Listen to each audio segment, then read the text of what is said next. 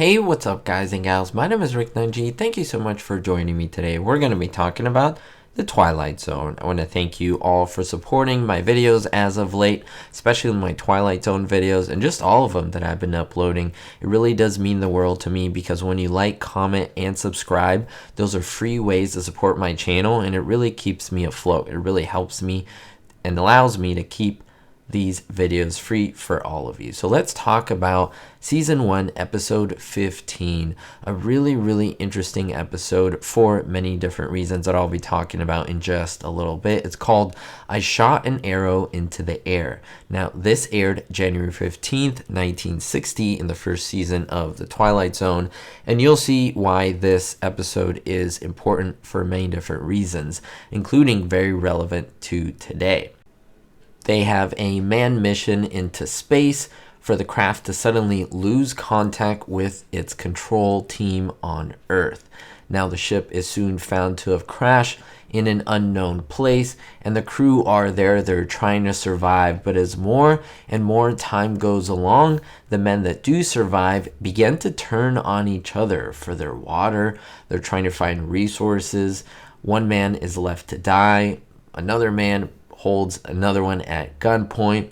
It's pretty crazy. There's a lot of emotions here. There's a lot of betrayal. It's about survival, right?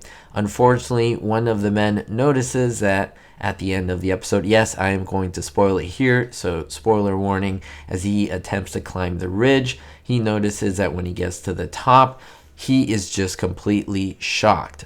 Top of the hill, he can see that down below, they see telephone poles. The ship had gone up into the air, crashed back to Earth into the southwestern desert. I mean, the premise of this episode is amazing. The men went through all of this chaos only to, if they would have held it together and figured, hey, we're on Earth, we just got to walk a little bit, they probably wouldn't have turned on each other, but their desperation kind of made them make these drastic and impulsive decisions.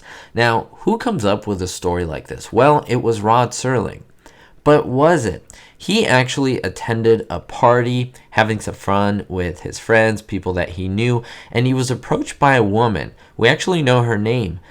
She was Madeline Champion.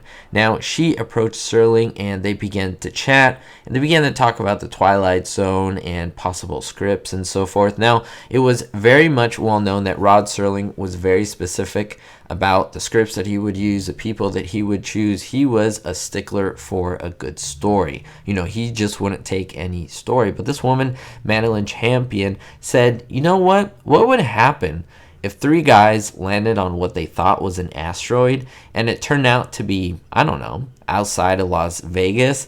Instantly, Serling was hit with a bolt of lightning. He said, oh my goodness, this is such a good idea.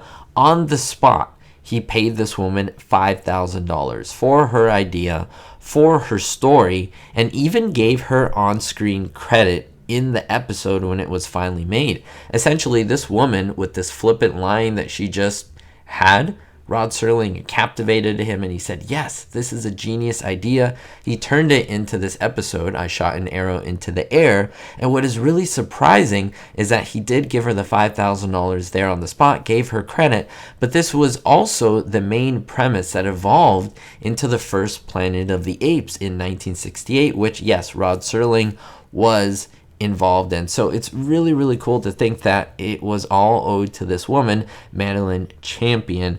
And it's the only time that Rod Serling would take a suggestion for a story like this and turn it into a script for the Twilight Zone. So I want to know how many of you actually knew this. It really surprised me to find out how generous this guy was, that, he used an idea, he didn't just steal it, because he could have just said, oh yeah, man, great idea, or not so good idea, gone home, written the script, and no one would have been the wiser. But no, he was an honest, amazing genius of a man who paid her a good amount of money for just coming up with the idea on the spot, and then gave her credit in the episode, which is so amazing. That's why I think we all love Rod Serling. Have you seen this episode?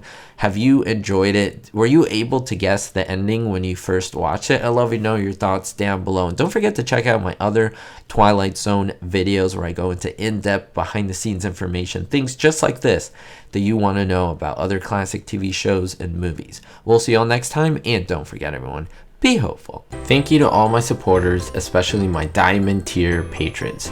Vito L, Sally N, Kevin K, John O, Jennifer P, Jerry D, David D, and Citizen Kane 359. If you want to join others on this list, please look at the description below. Thank you so much.